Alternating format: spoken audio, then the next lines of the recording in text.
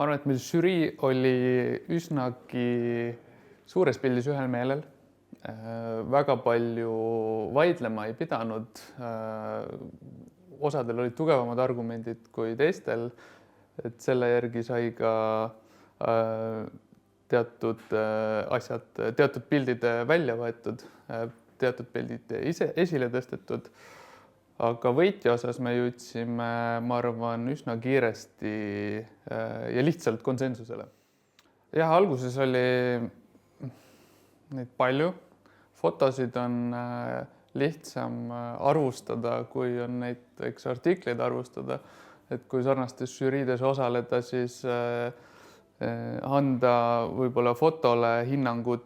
Minu peas toimub see kiiremini, kui näiteks mõnele artiklile hinnangut anda, sest et kõike ei jõua ju läbi lugeda, aga ma arvan,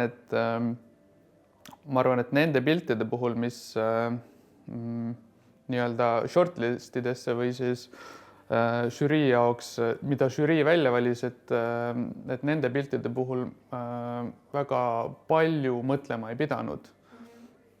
Et valik oli kirju. Osade piltide puhul oleks tahtnud võib-olla kategooriat vahetada, aga seda niimoodi lihtsalt teha ei saa. Et ma arvan,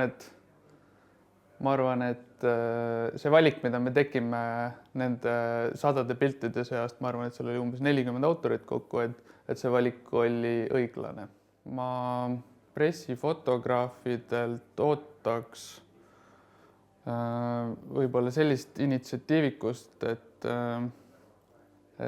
võitle oma toimetajale vastu ja ära mine või ära esita pilt pressikonverentsidelt, sest et seda teevad kõik ja neid grimasse on võib-olla seal üksikuid, mida on üldse mõtet võib-olla esile tõsta,